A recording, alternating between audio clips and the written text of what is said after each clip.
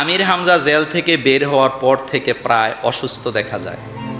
এর পেছনে কোনো ষড়যন্ত্র আছে কি? দেখেন, আল্লাহ কোরআনে বলছেন, লাইয়াদুররুকুম ইল্লা আযান, তারা তোমাদেরকে কষ্ট দিবে কিন্তু তোমাদেরকে নিশ্চিহ্ন করতে পারবে না।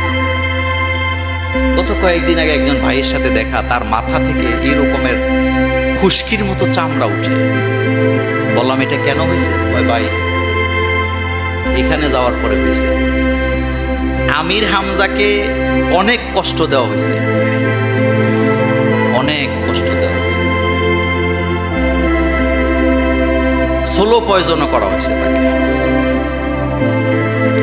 এখন একটা মানুষ, যুবক মানুষ, টকবকে, সে কিন্তু আমার চাইতে অন্তত 10 বছরের ছোট বয়সে,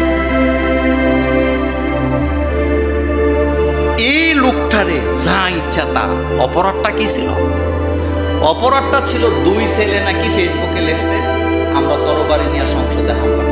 তো ওদের মোবাইলে আমির হামজার ওয়াজ পাওয়া গেছে। আপনার মাথায় যদি বিবেক থাকে, এটাই অপরাধ। তার অবস্থা এমন, সে প্রতিনিয়ত 4 থেকে 5 বেলা ওষুধ খাওয়া লাগে। মাথার চুলগুলাও মোটামুটি শেষ, মানে আমার আগেই বুড়ো হয়ে গেছে। এখন আরেকটা বিষয় হলো, আপনারা তারে নিয়ে কারাকারি করেন। সকালে মাহফিল, দুপুরে মাহফিল, বিকালে মাহফিল, রাত্রে মাহফিল, হেরে লাগবেই। এটা কি ঠিক বললাম? একটা লোকের রেস্ট তো করা লাগবে। পৃথিবীতে একটা মানুষ সুস্থ থাকার জন্য প্রথম শর্ত ঘুম। ওয়াজআলনা নাওমাকুম সুবাতা, ঘুম। আপনি ডাক্তারের কাছে যে কোনো রোগ নিয়ে যাবেন, আগে জিজ্ঞেস ঘুম হয় কেমন। ঘুম তো লাগবে তার। এই জন্য প্রথম অবস্থা আপনাদেরকে পরামর্শ দেই, মাহফিল আমির হামজারে দিয়েই করতে হবে, এই থিওরি থেকে আগে এটা বাদ দেন। আপনি কি তাকে মেরে ফেলবেন? একটা মানুষ 200 সর্বোচ্চ 250 মাহফিল করতে পারে, এর বেশি পারবে না। কিন্তু প্রতিদিন সকালে, দুপুরে, বিকালে এটি করে করে আপনারা তারা শেষ করতেছেন। 2 নম্বর, তার সহযোগী মানে তার যে পিএসটিএস আছে, তাদের প্রতিও আমার পরামর্শ আছে। সে হইল গাছ, সে বাচ্চা থাকলে তোমরা বাঁচবে।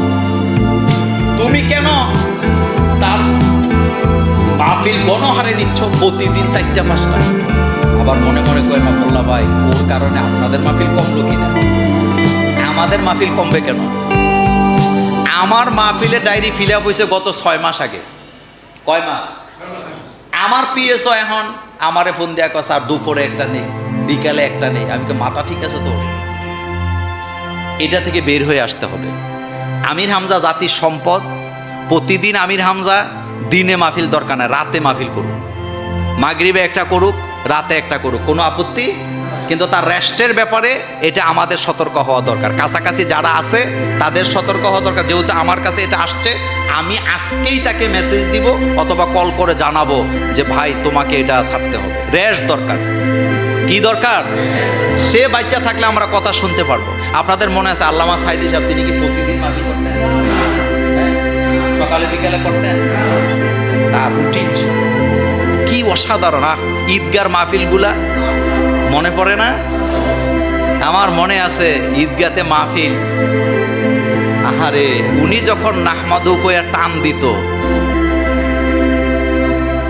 আমাদের শ্রোতা হচ্ছেন আপনারা, আর ওনার শ্রোতা ছিল ডিসি, এসপি।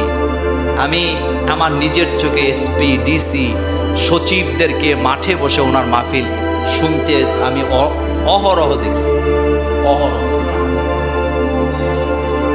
এজন্য বলি, রুটিনের উপরে আমাদেরকে চলতে হবে। শরীরকে নির্যাতিত করে, শরীরেরও কি আছে, দোয়া করে আল্লাহ যেন আমির হামজাকে সুস্থতা দান করেন। তার খেদমত কোরআনের ময়দানে আল্লাহ যেন আরো অনেক লম্বা করে দেন। আল্লাহ যেন এই জাতির রাহবার হিসাবে তাকে কবুল করেন। আল্লাহ তুমি তাকে সুস্থতা দান করো। প্রশ্ন আসছে, পার্বত্য চট্টগ্রামের সম্প্রতি কিছু সাম্প্রদায়িক গোষ্ঠী আলাদা দেশ গঠন করতে চায়, এদের পেছনে কাদের হাত? এটা আজকে না, এরা তারা আগে থেকেই, এটা অনেক আগে থেকে, এটা আজকের খবর না। এটা 71-এরও আগে থেকে শুরু হয়েছে, অনেক আগে থেকে, কিন্তু জায়গাটা আমাদের বাংলাদেশের। আপনারা অনেকেই বাংলাদেশের ম্যাপের ব্যাপারে জানেন কিনা, এরপরও আমাদের আরো জায়গা আছে, আছে না? যোগে যোগে যোগে যোগে ক্ষমতা লুবিরা আমাদের মানচিত্রকে বড় বানায় নাই, ছোট বানাইছে। সুলতান সুলেমানের ইতিহাস যদি আপনি পড়েন, দেখবেন তিনি কি তার মানচিত্রের আকার বাড়াইছে না কমাইছে? হযরত ওমর রাদিয়াল্লাহু তাআলা আনহু তিনি তার মানচিত্রের আকার বাড়াইছে না কমাইছে? একমাত্র আমার দেশ বাংলাদেশে অবৈধ পন্থায় ক্ষমতা ধরে রাখার জন্য যুগে যুগে আমার মানচিত্রকে তারা কেটে টুকরা টুকরা করতে চাইছে। আমার জমি আরেকজনকে দিয়েছে, আমি নাম বলবো না। আমার জমি, আমার দ্বীপ আরেকজনকে দিয়ে দিছে, আমার জমি আরেকজনকে দিয়ে ক্ষমতায় থাকতে চাইছে। তারা দেশপ্রেমিক হয় কেমনে আমার বুঝে আসে না।